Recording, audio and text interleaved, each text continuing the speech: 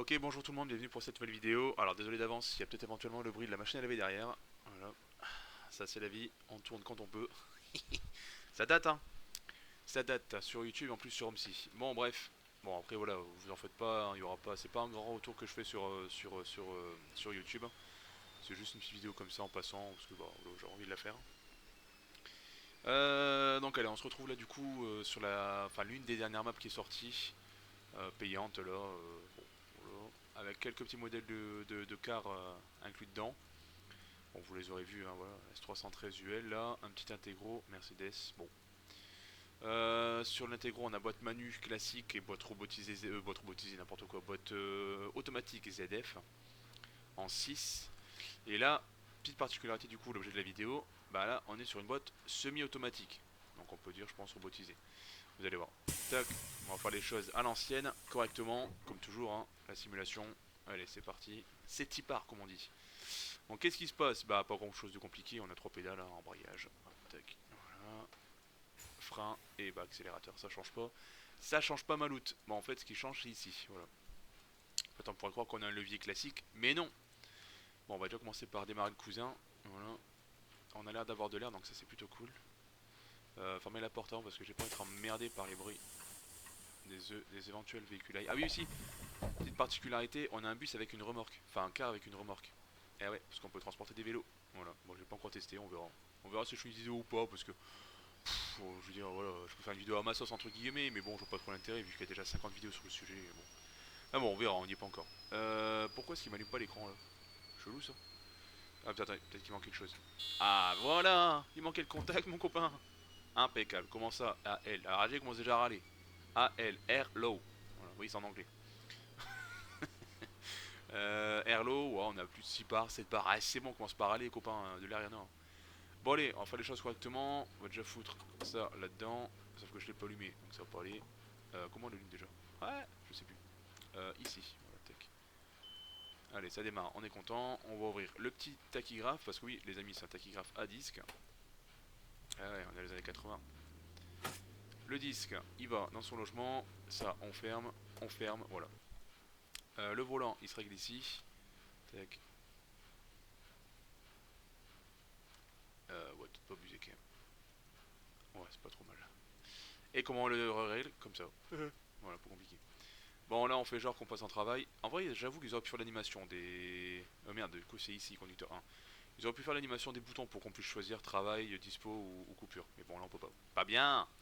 Bon, on va démarrer le bousin pour qu'il gonfle ses bouteilles, même si, bon, en théorie, cette barre, ça passe quoi. Du coup, là, comment on appelle ça? L'alarme Airlow. Ah, il va peut-être sonner d'ailleurs. Attendez, on va mettre en route. Bon, techniquement, sur un véhicule essence, moi j'appuie toujours sur l'embrayage pour démarrer. Bon, là je vais le faire pareil. Allez, hop. Allez, en route. On va démarrer le cousin. Voilà. Tac, on relâche doucement. Tchac. Alors, oui, effectivement, là, vous l'avez peut-être entendu, je vous le fais.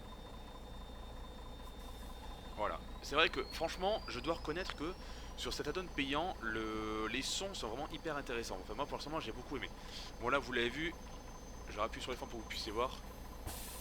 Voilà. Donc quand on n'a pas assez d'air, du coup, il nous met une alarme, un air low. Donc AL, c'est un défaut air low. Donc air pour puissance d'air.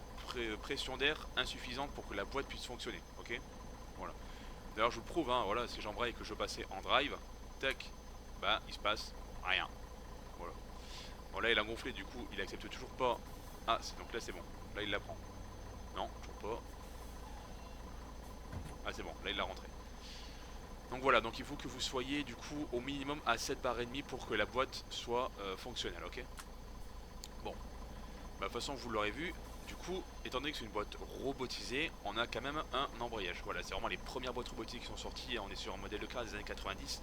Donc c'est vraiment les prémices de la robotisation on va dire des boîtes. Et je dis pas l'automatisation parce que les boîtes automatiques, donc tout ce qui va être ZF, Voigt, fonctionnant sans embrayage manuel, ça va être des convertisseurs de couple qu'on appelle, donc ça c'est un système encore différent. Là en fait si vous voulez c'est vraiment une boîte manuelle qui est gérée par ordinateur, voilà. Et on a encore du coup l'embrayage manuel. Par la suite on aura juste un sélecteur DNR qui sera planqué, je sais plus où, bon bref, dans les modèles suivants. notamment dans la série 4XX, hein, donc les 415, 417, etc., etc. Donc là on aura à la fois les boîtes automatiques, ZF et Void, et on aura peut-être des boîtes robotisées, je sais, j'étais la merde. Mais bon bref, je reste sur mon sujet des boîtes robotisées, je commence encore à m'égarer. Du coup, en gros en fait si vous voulez c'est une boîte manuelle, donc avec un levier classique, hein, mais qui est géré par un ordinateur. Voilà. Du coup en fait là sur ce modèle de car là, sur cette génération là, le chauffeur lui il fait seulement embrayer et débrayer et embrayer, et il laisse la boîte gérer. Bon, ok, donc ça c'est le modèle facile. Sur cette boîte là, du coup, pourquoi est-ce que je dis qu'elle est semi-automatique? Parce que bah, déjà il faut l'embrayage, voilà, donc elle n'est pas totalement automatique déjà. Et aussi, surtout, ce qui est pour moi le plus intéressant, c'est qu'on peut prendre le contrôle entre guillemets de la boîte. Voilà.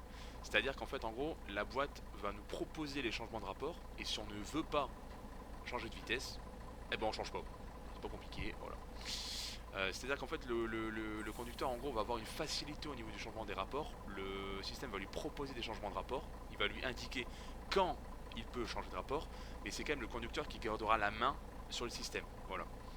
Franchement c'est pas mal. Bon, alors je vous préviens tout de suite, le gros inconvénient en fait de cette boîte c'est qu'elle est très lente. Elle est d'une lenteur, c'est affolant. Bon, ensuite, donc moi je préviens, bon pour ceux qui me connaissent, ils savent que je joue au G29, hein, Logitech G29, voilà, de chez Logitech, pas compliqué. Bon, et moi en fait du coup mon volant, j'avais déjà fait une vidéo de préparation et de configuration sur Opsi, mais bon ça remonte déjà quelques années. En tout cas voilà, moi mon volant il est déjà paramétré, donc le volant, hein, voilà, j'ai toujours le frein, accélérateur, enfin, voilà, tout est vraiment paramétré. Mais du coup sur une boîte là semi-automatique, je n'ai rien fait, les paramétrages que j'avais déjà enregistrés pour les boîtes manuelles se sont retranscrits automatiquement. Du coup, ce qui fait que quand je suis en N, quand je suis au point mort comme ça, si j'appuie en première, voilà, ça me, tu vois, vous voyez, en première, ouais c'est ça, quand je mets le levier de vitesse en première sur mon volant, en fait ça me fait ici un N, ok, voilà. Donc là c'est, moi, je fais rien avec la souris, vous voyez, la souris elle est là, voilà, hop, je vous la montre, et là, voilà, c'est juste avec mon volant que je fais ça, ok. Ensuite, en position troisième, ça me fait, donc là je fais troisième, je reste appuyé, enfin je laisse le levier en 3, point mort, 4, 3, point mort, 4, vous voyez, voilà. Donc ça en fait en gros ce levier ici il va nous permettre de venir influencer le changement de la boîte. C'est à dire que si on veut forcer les rapports, donc plus ou moins, donc monter des rapports ou descendre des rapports, en fait c'est avec ce levier qu'on viendra le faire, ok. Ensuite, imaginons qu'on soit, je vais te dire une connerie, sur un feu de travaux, sur un arrêt assez long, et qu'on veut passer la boîte au point mort pour pouvoir soulager notre pied qui sera sur l'embrayage, parce qu'évidemment si on laisse un rapport, je vais vous montrer, hop, si on met un rapport en drive et qu'on lâche l'embrayage, ah voilà, pas compliqué, ça cale. Voilà, ça reste une boîte manuelle, mais ça reste une boîte de vitesse classique, hein, voilà. On relève l'embrayage, ça cale, ok. Bon. Là si je veux redémarrer, en théorie il ne voudra pas, vous allez voir. Ah, est-ce qu'il veut leur laisser la deuxième, tiens. Intéressant. Oui, aussi, quand vous couperez ce véhicule, mettez toujours pas mort, parce que si vous coupez en seconde, là, comme ça, et voyons si. Est-ce qu'il veut démarrer? Merde, il démarre avec le bouton, j'ai du mal. Désolé. Alors, est-ce qu'il démarre? Ah non, il démarre pas, ouais. Oui. Ah non, il veut pas démarrer avec un rapport engagé. Bon, bref, du coup, on remet en N. Voilà, tac, neutre. Et là, il démarre. Impeccable. Voilà. Donc du coup, petite mise en garde, ne coupez jamais le moteur avec un rapport engagé, parce que si vous avez une fuite d'air et que la boîte du coup se met en défaut parce qu'il n'y a plus d'air, bah là vous serez niqué. Vous ne pourrez plus démarrer, le moteur ne tournera pas, donc pas d'air qui se met et c'est un cercle vicieux. Donc ça déjà petite astuce. Ensuite, qu'est-ce que je voulais vous montrer du coup, bah, si vous êtes à un arrêt, donc on va dire on est en drive, d'accord. Donc là j'ai un rapport engagé, si j'enlève mon embrayage, on a vu que voilà, je cale, ok. Voilà. Si je le relève, je cale. Enfin, si je le relève trop évidemment, hein. Voilà. Mais admettons que je sois un arrêt et que j'ai pas envie de faire N, voilà, et drive à nouveau. Alors ben je reste en drive.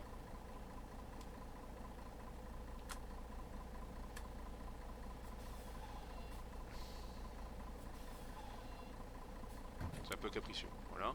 Ben là du coup je vais venir sélectionner sur mon levier ici. Donc vous pouvez le faire avec la souris, hein. Donc là on voit qu'il est en N. Je peux relever mon embrayage. Voilà, donc là je suis en position repos. Et là en fait on voit qu'il me propose du coup directement si je débraille du coup, hop, il me remet automatiquement à la seconde sans que j'ai à venir passer ici en neutre et puis en drive. Voilà. En fait c'est typiquement vraiment pour les gros longs feux rouges ou pour les gros arrêts. Et aussi du coup pour soulager un peu le système d'embrayage, parce qu'un embrayage n'est pas fait pour rester ouvert comme ça pendant 107 ans. Bon, du coup, ça c'est fait. Ensuite, donc là on va aller rouler. Le sélecteur principal de la boîte, celui qui gère tout, c'est ici, DNR. Si là je reste en neutre, j'aurais beau faire ce que je veux, c'est-à-dire embrayer et monter, ou descendre. Merde, qu'est-ce qui tombe? Ah, merde, c'est mon truc de boîte de vitesse. Oh, zut, attendez, je le remets. Ça c'est ma petite fixation en fait pour ceux qui connaissent le G29. C'est la petite fixation, la petite vis sans fin là qui se trouve en bas au milieu. Et elle se remet pas. Pourquoi est-ce qu'elle se remet pas? Qu'est-ce que c'est que ce bordel? C'est un bordel hein. Ah c'est bon, ça se remet. Désolé pour ce petit contretemps. Bon, ça ferait que 10 minutes que la vidéo tourne, hein, c'est pas, on n'a pas encore roulé. Impeccable. Oh le chantier. Donc, je vous jure, tant que je ne serai pas passé ici en N, en D ou en R, donc en drive ou en recul, en reverse, je vais faire ce que je veux, il se passera rien. Ok, voilà. Bon, typiquement, on veut rouler, ben, comment on fait? Donc on vient ici sélectionner sur drive. Voilà, D. Ici, on voit qu'on est toujours au point mort. Il ne faut pas accélérer, il se passe rien. Voilà, je suis toujours au point mort. Là, il me propose la deuxième vitesse. Bon, ben, j'appuie sur l'embrayage, hein, donc je débraye. Hop, tac, on a entendu la claque. Là, il me propose le second rapport. Ok, bon, tout va bien. Si je veux démarrer en seconde, bah, j'enlève mon frein de parc, hop, je lève mon embrayage sur le point de patinage et puis on démarre. Ok. Si je veux démarrer en troisième, bah, je mets un coup du levier vers le haut, hop, troisième, quatrième, cinquième, etc., etc. Sachant que c'est une boîte 8 rapports, donc 8 vitesses, 8 rapports, 8 rapports, on va éviter en fait de démarrer au-delà de la troisième. Voilà, parce que vraiment ça fera une trop grosse charge sur l'embrayage. L'embrayage va trop patiner et du coup on va trop l'user, on va l'user prématurément. Voilà. En général il propose la seconde. Moi des fois quand je suis un peu en descente, je lui force la main, je lui mets un coup de troisième, puis je démarre en troisième. Enfin bref, bon après voilà, chacun fait comme il veut. Mais moi en général c'est soit seconde, soit troisième, ou alors vraiment quand je suis en pente, première. Voilà. De toute façon vous allez voir en fait, selon l'incidence de pente dans laquelle vous vous trouvez, que ce soit en côte ou en descente, il changera soit entre première, soit entre seconde. J'ai jamais essayé, si en descente il proposait la troisième, on essaiera, j'essaierai de trouver une descente puis on ira regarder. Allez go, on va rouler, donc là on peut passer en seconde. Hein. En plus vous verrez, du coup vu que c'est une boîte 8 rapports, les premiers rapports sont relativement courts. Donc ils vont passer assez tôt. Ils vont passer assez tôt et il va les passer par deux. Bon allez, c'est parti. Code number, je sais plus ce que c'était, j'ai oublié. C'est pas grave, 2, 3, 4. Non c'est pas ça.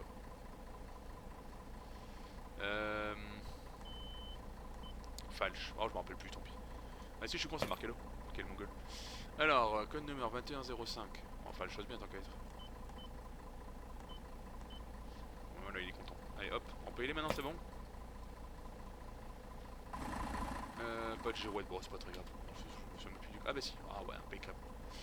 Alors, Guten Morgen. Ah oui, en plus, c'est les fêtes. Je pourrais savoir aujourd'hui, c'est la fête de l'ascension. On pourrait mettre Frofest 17. Allez, hop. Où est-ce que c'est déjà? Je sais plus. Les Gabe. C'est pas ça. Ah non, je suis con, c'est là-haut que ça se met les girouettes.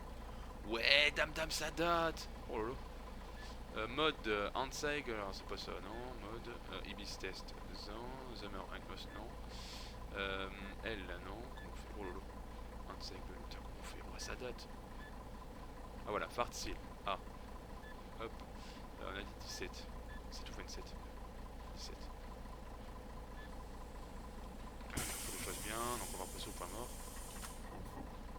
Frein de part. Relever.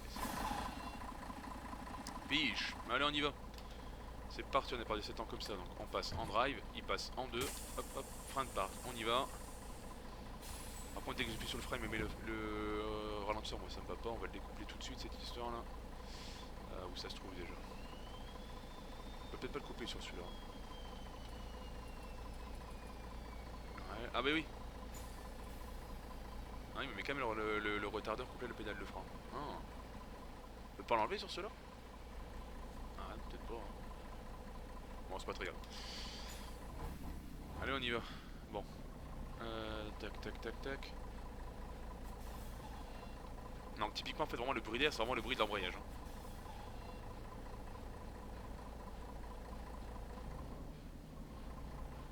Voilà donc là on est en seconde au ralenti. Voilà donc on a une seconde roulante qui est à peu près aux alentours des 5-6 km/h je pense. Voilà 5,4. Donc là du coup on va tranquillou voilà. Accélère un peu, on va sortir du dépôt, Alors je précise ça c'est pas un dépôt officiel hein.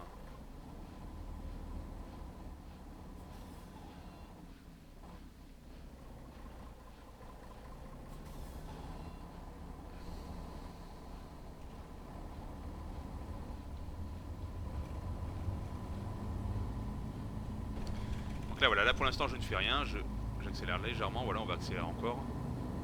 Donc là voilà, là on voit en fait qu'il nous propose une flèche. Donc je débraye. Et je réembraye. Voilà. Et là je n'ai rien touché, ok, c'est la boîte qui a changé le rapport tout seul. Donc là voilà, là j'arrête d'accélérer, je laisse faire le ralenti tranquillement, voilà je prends mon virage. Hein, hop, hop, hop. Non en fait voilà, il propose une flèche vers le bas, c'est parce qu'en fait il voulait qu'on rétrograde. Bon là, je réaccélère, je vais juste fermer la fenêtre parce que ça commence à se saouler ça.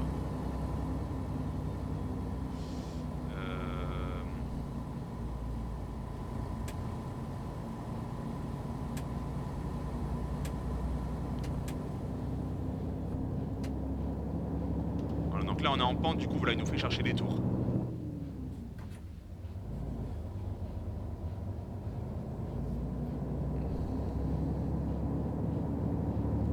Pareil, on va aller chercher les tours, hop, flèche vers le haut, donc on débraye, on réembraye, voilà. Et donc là je touche à rien, hein. Typiquement voilà, je vous montrer, vous allez voir, on va accélérer, hop. Là je touche à rien. Voilà. Donc typiquement en fait voilà le principe de la boîte semi-automatique. Donc la boîte vient présélectionner les rapports, nous propose de changer de rapport. Et là vous allez voir, si je veux rester en 6ème, donc là je vais accélérer, voilà, je continue.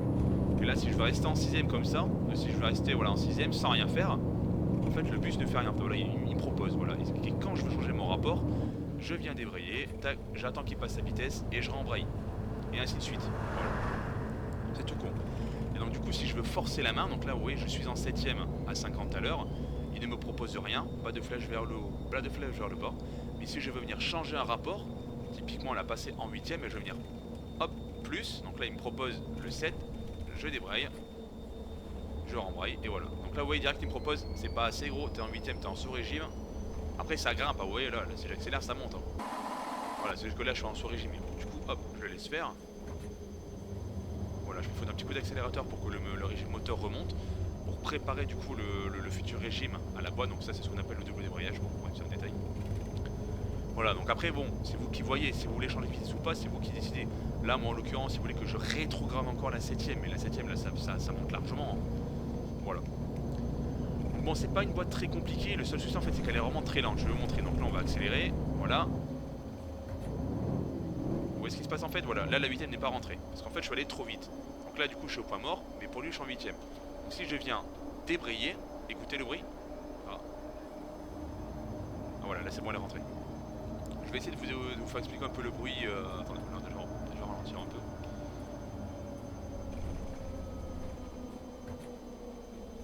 Là vous avez vu, il nous a fait un 8ème, 6ème.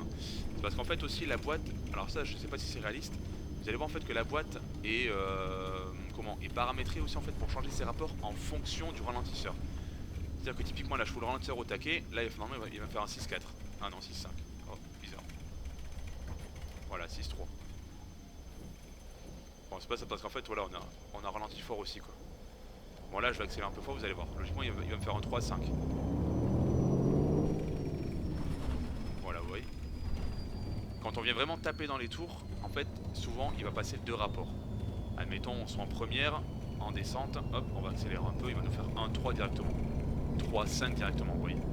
Tout ça en fait pour éviter d'avoir à passer des rapports pour rien. Typiquement voilà. Voilà donc là je laisse faire. Là il me propose la 6ème, hop, allez on débraye, on réembraye et c'est parti.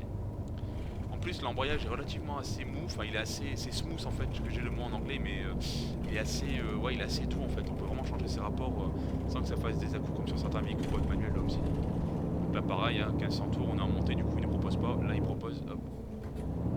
Ah ouais là je suis allé trop vite. En fait, il faut vraiment prendre le temps que le rapport engagé s'affiche à l'écran. Vous allez voir. 6ème. On attend qu'il propose. Je peux le passer avant, hein. Voilà, là je le force. Hop. Voilà, tu vois, j'ai été trop vite. Et quand je veux aller trop vite, bah du coup la boîte n'a pas le temps de rentrer le rapport engagé. Et si j'embraye trop rapidement, du coup si je relève l'embrayage trop vite, là on va rétrograder. Donc là c'est moi qui ai accéléré hein, pour déjà préparer le régime moteur. Pour gagner aussi un peu en temps de passage de vitesse.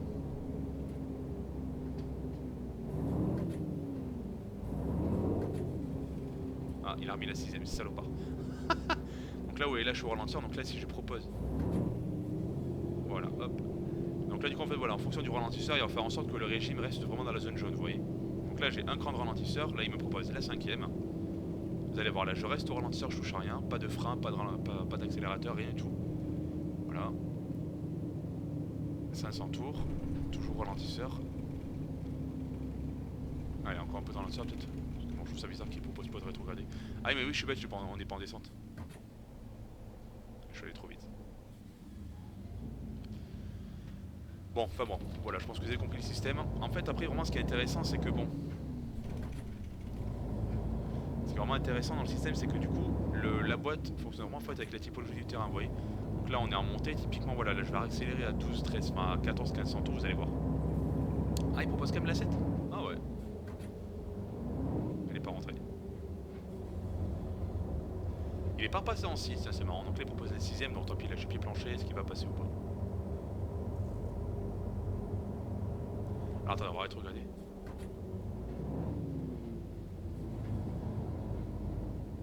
Et si je laisse ralentir fort le car, ouais, c'est ce qu'il fait.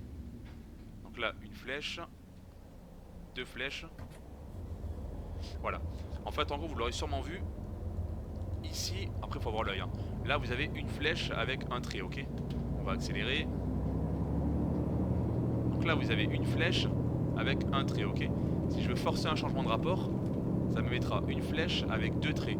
Donc là, en fait, ça veut dire qu'il va changer de vitesse. Donc là, si je fais 4ème, là, il va passer normalement en 6ème. Bon, ce qui est complètement stupide vu qu'on est en montée. Donc là, ça va pas le faire, vous voyez. Mais là, normalement, il va repasser directement en 4ème. Elle est pas rentrée. Saleté. Après, vous allez voir. Là, on va faire un démarrage vraiment en côte. Donc la seconde. Là, on s'arrête. Ah, il repart pas en première. Oh. Bah ouais, marrant ça quand même. Parce que bon, ça manque quand même pas mal. Enfin, pas mal. Ouah. Ah, vous voyez, je pensais qu'il aurait pas préparé la première, tiens.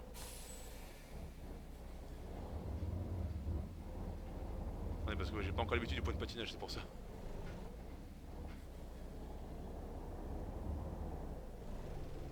Ouh, ouais, c'est chaud. 1 litre. Ah, c'est bon. On va mettre le FAO.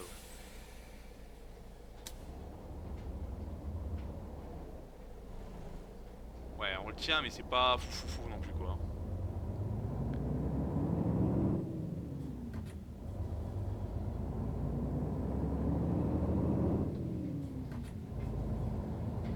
Vous voyez, c'est relativement agréable, hein. C'est pas, faut pas trop taper dans les tours. Voilà, faut vraiment laisser le temps à la boîte de passer le rapport, quoi. Ça, c'est bon, voilà. Honnêtement, en côte, avec un levier de vitesse classique, je pense qu'on irait plus vite que celle-là. Voilà, donc attendez bien que le rapport engagé soit affiché sur l'écran, puis tout ira bien. Voilà. Allez, ça roule.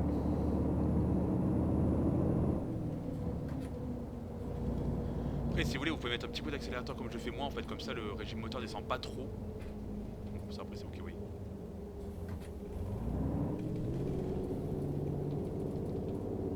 Là, j'arrive pas fort la cam, j'avoue. Ouais. Ok, donc là on est en 5. Voilà, on peut rester en 5ème. Sur la descente. Voilà. Vous voyez, il nous propose quand même de rétrograder en 4ème. Mais là, après, voilà, si j'ai pas envie de rétrograder, ben je rétrograde pas, hein, tout simplement. Hein. Là, on est bien, là, on est à 1400 tours, on a 2 crans de ralentisseur, le véhicule est ralenti. Bon, il n'y a aucune urgence, ça, il pleut pas, il n'y a pas de long fil derrière, on descend, là, on va peut-être pouvoir enlever un peu de ralentisseur. Voilà.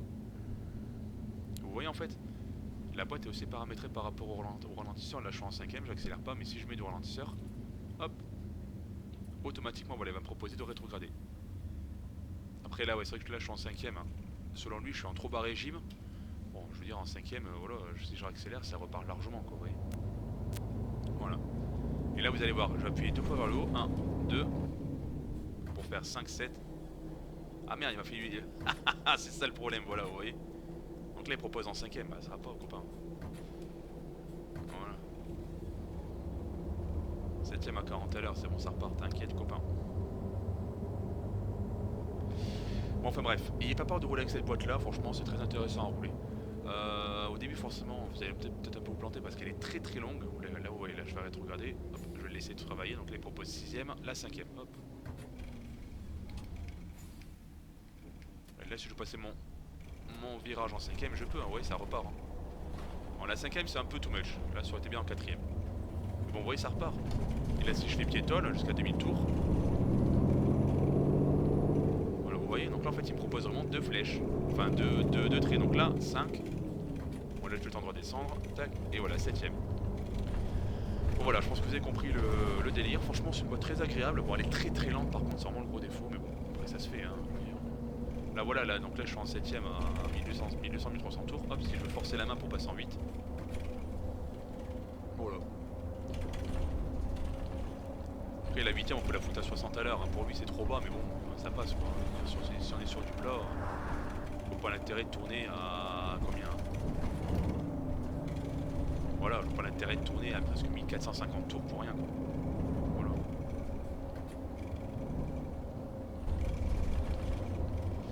Ça fait le boulot. Et vous voyez là on a 1000 tours à 60, il dit rien. Vous voyez pour 200 tours des fois de... Bon. Après c'est vrai que bon 800 tours quand on est en légère montée c'est trop bas. Surtout sur des vieux moteurs comme ceux-là, ils n'ont pas été conçus pour tourner sur d'aussi bas régime avec autant de couple que les moteurs récents, donc non. Eux, vraiment ces moteurs-là ils sont vraiment à l'aise à partir de 1000 tours, 1100 tours ils sont bien. Puis d'ailleurs vous voyez voilà c'est vraiment un car qui peut faire du tourisme parce que regardez, si je le pousse jusqu'à 90, on va être sur du 1450-1500 tours. Hein. Donc on peut largement taper l'autoroute avec ce genre de véhicule. Hein. Vous voyez. Allez, moi je me trouve à droite, hop, on a éclaté une quille, tout va bien. Enfin voilà, quoi, vous voyez, il reste quand même très agréable à rouler. Hein. D'ailleurs on peut même le taper à 100 je crois. Bon à 100 c'est peut-être un peu, ouais, 1600 tours c'est pas fou. Mais bon ça se fait en vrai. Hein. Voilà. Bon allez, j'espère que la vidéo vous aura plu. Alors faut un bon coup de ralentisseur. Ah j'ai été trop vite. Ah, on va rentrer. En fait quand on va vraiment aller trop vite c'est ouais. Bon allez, je vais vous faire un démarrage classique en touchant à rien. Laissez juste la boîte gérer. Ah oui, et du coup pour ceux qui n'auraient pas compris vraiment le fonctionnement du N, bon bah là du coup je ne touche à rien ici, hein, je fais juste en N ici. Voilà, donc là il me passe au point mort. Donc là je peux rembrayer tranquillement, voilà. Et si je viens à débrayer, il va me proposer automatiquement le rapport pour redémarrer. Hop, voilà, je touche à rien et il repasse automatiquement en seconde.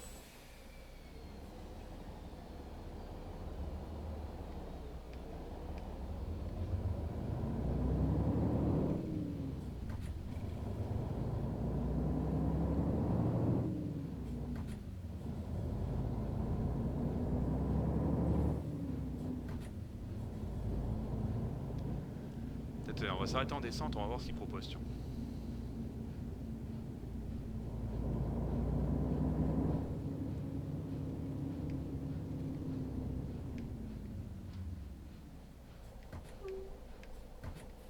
Ah non, quand même seconde. Ouais. Après si je démarre en troisième, bon...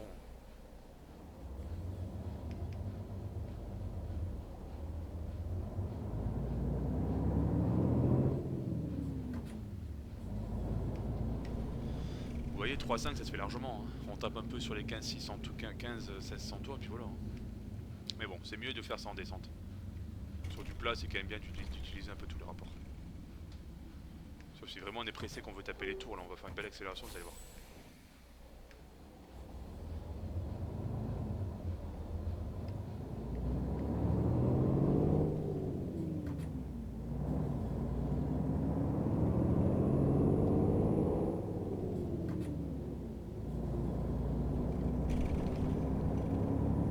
Voilà, par contre on va pas faire 6-8, ça va être horrible, on va juste faire 6-7-8 là.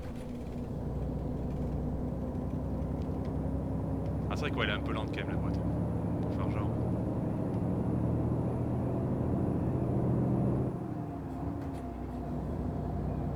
Vous voyez un petit coup de gaz entre les rapports, puis comme ça le régime tombe parfaitement, c'est nickel.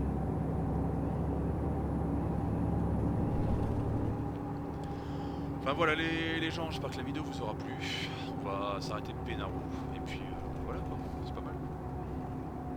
On va faire un peu de cruising là tranquillou, puis voilà.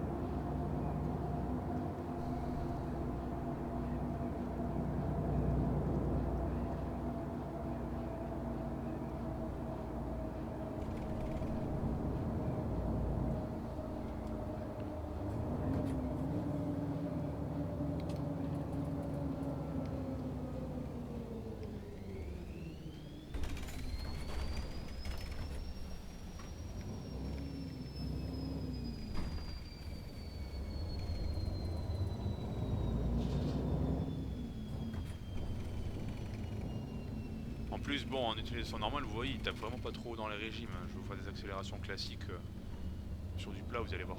Il va pas chercher trop haut les tours, ça c'est agréable aussi. Allez hop, on s'arrête.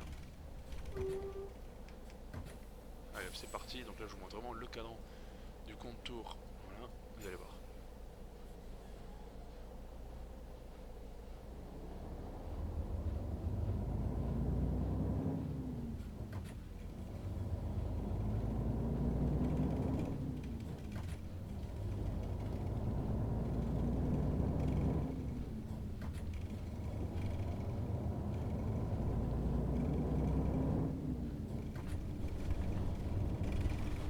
Vous voyez vraiment à partir des 1300-1350 tours, il vient chercher le rapport supérieur. C'est vraiment...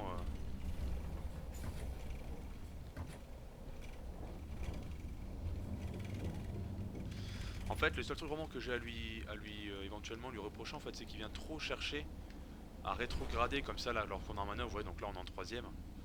Voilà, si je tiens vraiment voilà, sur les 600, 650 tours, voilà. Alors que bon, en troisième, vous voyez, ça repart largement quoi, le moteur grince pas ni rien. Bon, on sera en quatrième, je comprendrai, mais là en troisième, bon. Ouais, donc là, il est en troisième, hop, un coup de plus sur le plus, voilà, tac, et là on fait 3-5. Je veux dire, ça tourne quoi, oui. Bon.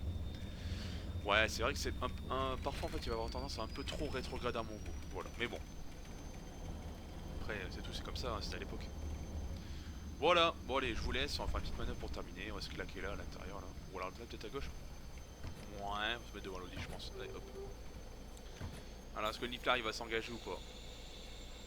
Ah, vous avez entendu? Ça, c'est le bruit de la butée de direction. Ah, c'est ouf. Tac, tac, donc là on passe en R. Voilà, N, R, donc là faut embrayer, débrayer. Oh, allez, go, c'est parti.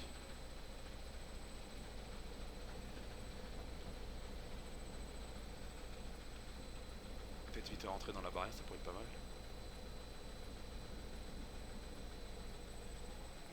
Tac. Merci Mister avec la Golf. Je sais pas ce que j'ai dit que c'était comme bagnole. L'Audi, je crois. Non. Ah oui, non, l'Audi elle est là. Non, c'est pas une Audi, c'est une Volkswagen, je crois. Il y aura une Passat.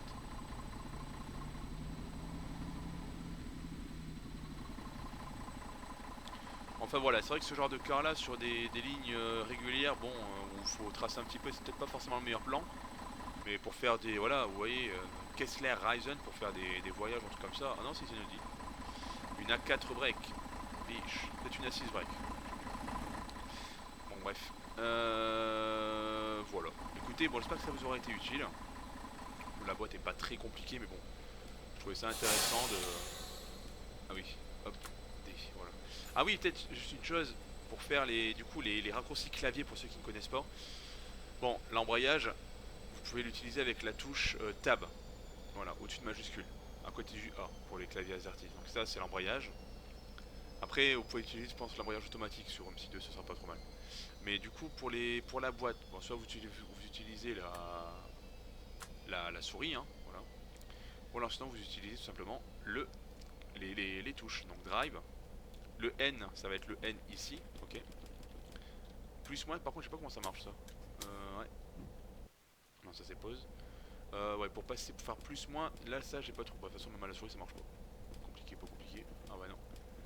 Ouais, d'accord, donc en fait, vous pouvez pas faire plus moins. Relou ça. Bon, ok.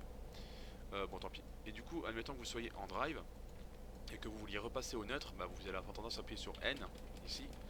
Mais non, faut appuyer sur R pour faire marche arrière et en fait voilà, le sélecteur en fait il fait DNR, voilà.